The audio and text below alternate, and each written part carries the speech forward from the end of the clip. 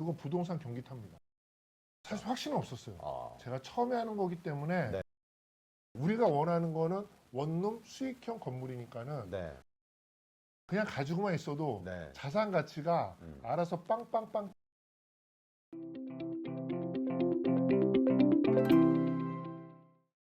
신축 맛집 토크쇼 왕과장 TV 왕과장 TV에 저는 오늘 특별 출연한 나부장이라고 나부장, 합니다. 나부장님. 네네. 안녕하십니까. 여전히 직장인들 중에서 디벨롭을 제일 잘한다고 생각하는 평범한 직장인, 하지만 하루하루 먹고 살기 힘든 한 계단 한 계단 신분 상승을 꾀하고 있는 여러분의 친구 왕과장 왕입니다요.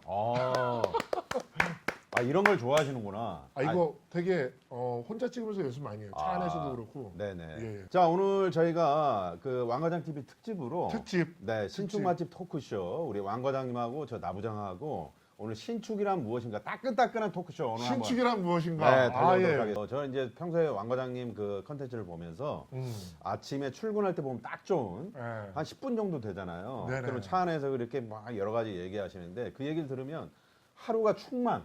뭔가 나도 뭔가 좀 해봐야 되겠다. 그 정도요? 예, 마치 그 정도요? 이 바람개비가 가만히 서 있으면은 돌아가지 않잖아요. 앞으로 나아가야 바람개비의 그게 돌듯이. 예, 왕과장 TV의 그 컨텐츠를 보면 뭔가 좀 해봐야 되겠다. 그래서 오늘 저희가 신축 맛집 토크쇼. 신축 맛집. 예, 신축이란 맛집. 무엇인가에 대해서 신축이란 오늘 무엇인가. 알아보도록 하겠습니다. 감사합니다.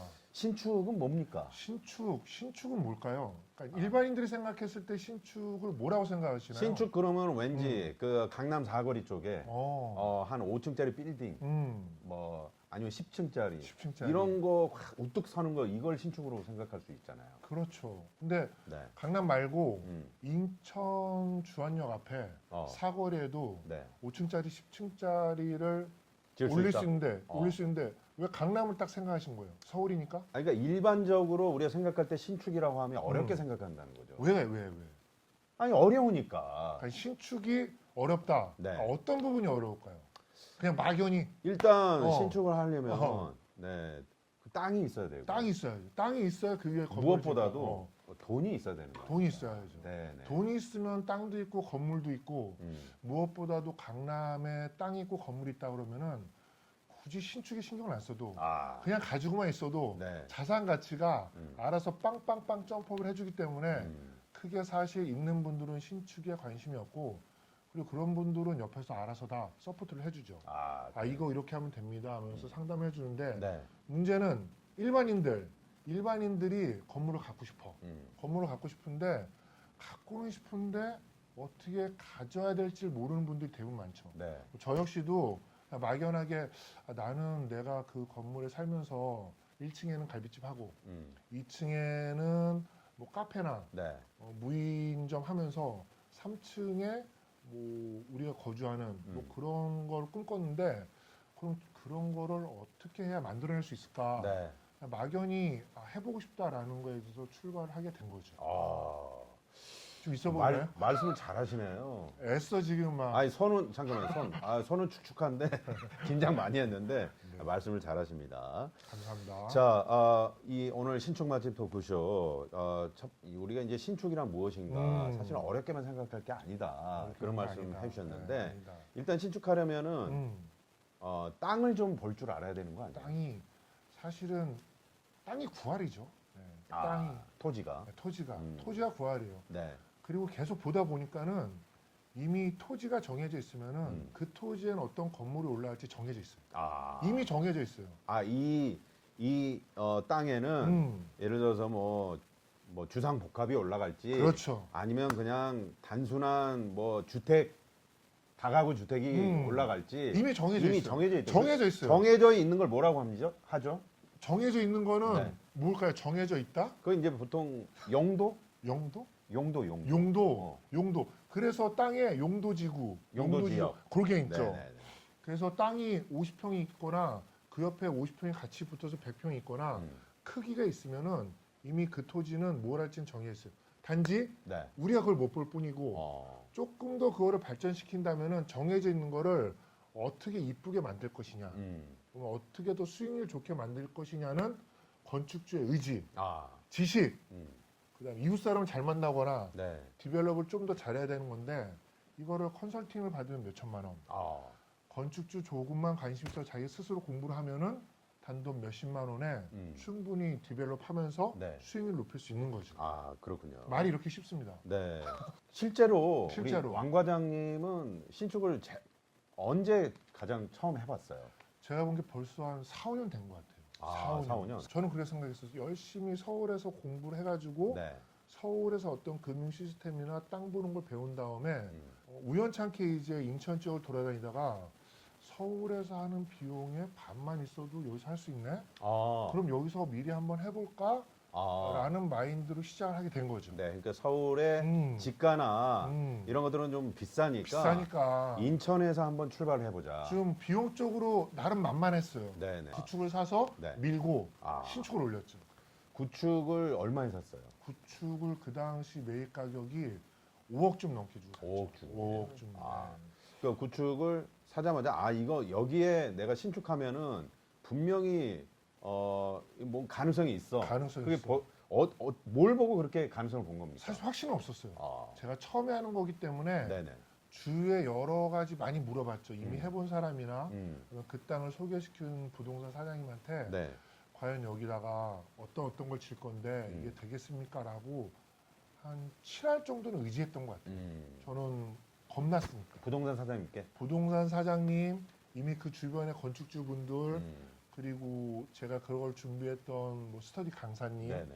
아니면 같이 스터디를 준비했던 우리 동기생들, 음. 이거 되겠냐라고 반신반의로 주변에서 이거 되겠냐. 음, 계속 약간 부정적인 그 뉘앙스를 준 거네요. 반은 부정적이고 반은 반은 부정적이고. 해봐라. 아. 어차피 결정은 내가 해야 되는데 그때 제가 사실 좀 필요했던 거는 네.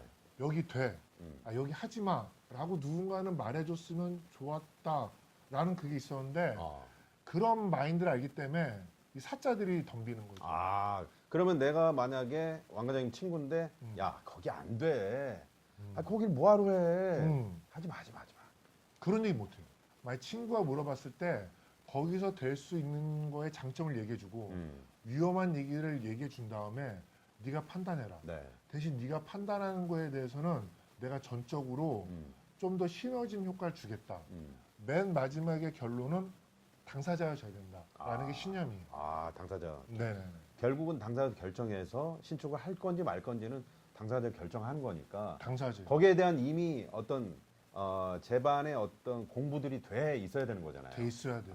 그렇고. 공부가 돼 있어야지 의지도 할 수 있고 네. 그다음에 도움을 요청할 때 제대로 받을 수 있는 거예요. 자, 그렇게 해서 이제 출발을 하는데 가장 먼저 가장 신축에서 가장 먼저 내가 해야 될 것, 해야 될 거. 그것은 어떤 겁니까? 토지 입지를 보는 거죠. 입지. 부동산도 아파트를 보듯이. 네. 근데 아파트는 이제 점수가 정해져 있어요. 나름 음, 뭐 역세권, 학군, 뭐 공원, 음. 뭐 서울 아니냐, 삼구 아니냐 그런 것들이 정해져 있는데 신축은 네. 자기가 개별성이 너무 강한 거예요. 어려운데. 어렵죠. 네. 그러니까 서울에서도 내가 강남에서 신축하는 거랑 목동에서 신축하는 거랑 강서구에 신축하는 거랑 가격 차이가 너무 많이 나요. 그리고 강남구 안에서도 네. 골목이냐 사거리냐 큰 도로냐 뭐 골목길처 안쪽이냐에 따라서도 가격 차이, 입지 차이가 너무 많이 나는 거죠. 네, 네. 그러면은 그 입지를 선택한 가운데서 어떻게 최선의 결과물을 뽑아낼 수 있느냐는 결국 건축주의 몫이다. 그게 바로 신축이고 그래서 디벨롭이다. 네, 네. 라고 말씀을 드리고 싶습니다. 네. 와입니다요. 신축이란 무엇인가 특집쇼 네. 나부장님과 함께 하고 있습니다. 자, 지금 뭐 사실 나라 경제도 어렵고 어려워요. 경제 다 어렵다는데 실제로 신축 스터디 하면은 많이들 옵니까? 그거 부동산 경기 탑니다. 부동산 경기 타가지고 부동산 경기가 좋을 때는 스터디 하는 분들이 많이 왔어요. 근데 부동산 경기 안 좋으니까는 거의 뜸해요. 네. 그래서 그때 당시엔 전 그렇게 생각했죠. 내가 강의에 소질이 있는 사람이구나 라고 생각했는데 결국은 큰 물이 좋으니까는 저한테도 이제 잔잔한 것들이 그런 물들이 조금 들어왔지 모든 거는 경기 타고 다니는 것 같더라고요. 네. 신축이란 무엇인가? 신축이란 무엇인가? 개념에 대해서 좀 알아봤는데 많은 네. 분들이 신축 그거 그래도 어려운 거 아닙니까? 그러셔서 많은 분들이 그러셨단 말이에요. 그래서 때는 5년 전. 5년 전. 5년 전. 기존 주택은 어떤 식으로 그거를 구매를 하신 건지. 저 보니까는 이 근처 그 근방에 네. 토지 가격을 정확히 알고 있어야지 음. 어떤 물건이 나왔을 때 그게 입지 대비 이제 저렴하냐 아니면 비싸냐 뭐 그런 거를 판단할 수 있는데 그 일대 토지 가격이 한 600에서 평당 700 형성돼 있더라고요. 평당 600에서 700. 네. 네. 근데 이제 보니까 이제 나온 물건은 네. 평당 500 언더래 가지고 음. 이거는 도로도 접하고 있고 네. 그 평균 가격보다 좀 이하니까는 토지는 괜찮다, 저렴하다. 중요한 거는 도로를 접하느냐 아니면 도로 안쪽에 들어가 있는 이 굉장히 중요한 부분이잖아요. 완전 중요한 것 같아요. 완전 중요하죠. 네. 건축 행위를 함에 있어서 어, 도로에 접해 있느냐 어, 아니면 그 안쪽에 있느냐 이건 다른 얘기거든요. 완전 다른 얘기. 완전 다른 얘기. 좀 아시네요. 기본적인 건 알고 있죠. 네. 보니까 이제 도로에도 접해져 있고 네. 집이 되게 낡았어요. 낡고 시세보다는 조금 싸고. 네. 네. 그래서 노부부가 살고 계셨는데 음. 집을 관리를 이제 못하니까는 네. 이거를 처분하고 가까운 아파트에 들어가셔야겠다. 시세보다 싸게 나온 물건인데 그래서 바로 가설계를 의뢰했죠. 아. 토지를 구매하기 전에 계약서를 쓰기 전에 이 토지에서는 어떤 물건에 어떤 모양의 집이 나올까라고 바로 가설계를 의뢰했죠. 가설계는 그 설계사무소에 의뢰를 맞습니다. 하게 되는 건데 예. 그 책을 보니까 왕 과장님이 지금 책도 나가고 있네요. 네. 제목이 부동산 투자는 처음이지만 내 집 지어서 잘 살고 있습니다. 왕과장입니다. 네. 왜 이렇게 길어요? 아무튼 이 책에 그 내용이 들어가 있는데 설계사무소를 잘 컨택해라. 잘 컨택. 그리고 또 많이 컨택해라. 많이 한두 알아봐라. 한두 개만 보지 말고 여러 군데를 컨택해봐라. 그러면 그 가설계 단계부터 그 설계사무소를 어떻게 보면은 이제 같이 계속 갈 설계사무소를 이제 딱 점 찍어야 되는 거군요. 그건 아니에요. 그건 아니에요. 그건 아니에요. 좋은 질문이죠. 처음에는 좋은 질문 아니에요. 완전 좋은 질문이에요. 예. 처음에는 음. 그 설계사무소마다 네. 자기 개성과 특징이 있고 특기가 있어요. 음. 어떤 분은 교회 설계를 잘하시고 네. 어떤 분은 별장을 잘하시고 아, 예, 우리가 원하는 거는 원룸 수익형 건물이니까는 네. 그거를 많이 했던 분들을 찾아봐야 되는데 이거 굉장히 좋은 포인트인 게 포인트예요? 네, 변호사들도 어, 가정 쪽 그 이혼 전문 변호사 이혼 담당, 아니면 뭐 교통사고 전문 변호사 교통, 상속, 네, 막 있잖아요. 세무, 네. 양도세 네, 네. 쫙 있죠. 알겠습니다. 분야. 그렇듯이 이 설계사분들도 건축 설계사분들도 그 분야를 전문적으로 하는 분들을 맞습니다. 만나야 된다. 근데 우리 같은 초보자들은 누가 뭘 잘하는지 어떻게 알아요? 모르죠. 모르죠. 네. 그리고 내가 인천에서 땅을 살지, 음, 강남에서 땅을 살지 그것도 정해지지 않았는데 그렇죠. 그래서 일단 토지를 가지고 있는 지주라면은 음, 거기에 대한 설계, 가설계비를 아까워하지 말고 많은 곳에서 많이 받아보라고 권하고 싶어요. 왜냐하면 내가 10가지 중에서 하나를 선택하는 거랑 네. 3가지 중에서 하나를 선택하는 거는 많은 차이가 있잖아요. 그럼요. 그렇죠. 네. 근데 저 같은 경우에는 그 토지를 계약할지 안 할지도 모르는데 거기다 가설계 비용을 태우는 게 아까웠죠. 그게 보통 얼마나 합니까? 가설계비. 제가 당시만 해도 네. 말 잘하고 아부 잘해서 네. 좀 공짜로 해주세요. 제가 이 사람은 죄송합니다. 이분이 왕 과장님이 좀 그런 거에 강합니다. 강해요. 네. 네. 가성비 엄청 따지죠. 저 지난번에 그 자기 무슨 그 콘서트 그거 좀 사회 좀 봐달라고 그렇게 이거 해가지고 제가 넘어갔잖아요. 근데 그때 제가 스크린비 대고 끝나고 집에 택시비도 가서 택시비 두 가지 다 드리고 네. 네네. 봉투로 드릴 거거든요. 야, 이게 기네. 네. 와입니다요. 그러세요? 그래서 아무튼 네. 좀 싸게 해달라. 나 이제 처음인데 여기서 건축사님이랑 계약할지 모른다라고 네. 이제 막 비비고 아부해서 그렇게 해서 이제 가설계를 하셨고. 했고 네네. 그래서 이제 한 5가지의 가설계를 받아보고 내가 원하는 크기와 반개수가 나올 수 있겠다. 네네. 여긴 해봐야겠다. 라고 해서 본설계를 2군데다 맡겼죠. 본설계를 이제 2군데. 네. 2군데 맡겨서 그 중에 이제 하나로 하는 겁니까? 맞습니다. 그러면 본설계 들어갈 때는 그 비용이 들어가잖아요. 비용이 들어가죠. 네. 보통 이제 계약금 100만 원 정도를 태워가지고 2군데에 의뢰를 해서 의뢰를 해가지고 결과를 받은 다음에 네. 정말 본설계에서 그 건축 계획의 기본 설계안이 내가 원하는 반개수와 원하는 크기가 나오는지를 확인하고 그때부터 이제 여기는 계약해야겠다. 계약해야 되겠다. 라고 이제 비로소 그때 결심을 하게 된 거예요. 와입니다요. 그렇게 된 이제 이후에 이후에. 자 이제 설계 도면이 나오잖아요. 네. 그렇게 하면은 이제 그 기존 주택을 부숴야 되지 않습니까? 철거. 철거. 전문용어로 철거. 네, 철거에 대해서 좀 말씀 좀. 철거에 대해서도 할 얘기 너무 많죠. 아, 철거를 해야 되는데 어떻게 해요? 난 철거에 대해서 아는 게 없는데. 아니 그냥 가서 부수면 되는 거 아니에요? 아니에요. 이게 부수는 게 요령이 있더라고. 어. 전문가가 괜히 있는 게 아니더라고. 네. 설계만큼이면. 근데 설계는 이미 건축 사무실에서 한다는 게 알려져 있는데 네. 철거는 인터넷에서 치면은 철거증 쫙 나오는데 네. 다 비싸. 아, 그래서 그것도 아름아름 뭐 부동산 사장님이나 네. 설계사무소나 지인을 통해서 철거업체를 찾아보게 된 거죠. 가장 중요한 건 그 철거업체를 우리가 선택할 때는 그 부동산 사장님이나 주위에 그 설계사무소나 이쪽 잘 아시겠네요. 그분들이. 아시겠지만 아. 그것도 잘못된 거죠. 왜요? 그건 이제 저가 처음이었을 때 그렇게 알아본 케이스고 그래서 망했구나.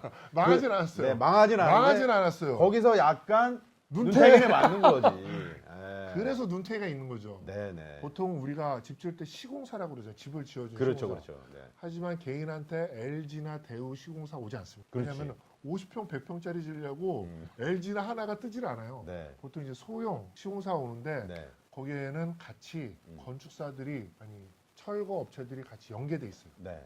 그래서 시공사만 잘 선택하면은 아. 거기에서 추천해주는 한 세네 군데의 철거업체에 소개를 받아서 네. 비교 견적을 내는 게 중요합니다. 거기서 비교 견적. 네네. 비교 견적을 쭉쭉쭉 받아 놓으면은 비용에 대한 감이 생기는 거예요. 네네. 우리는 철거 한 번도 안 해봤잖아요. 태어나면서 철거 해보셨어요?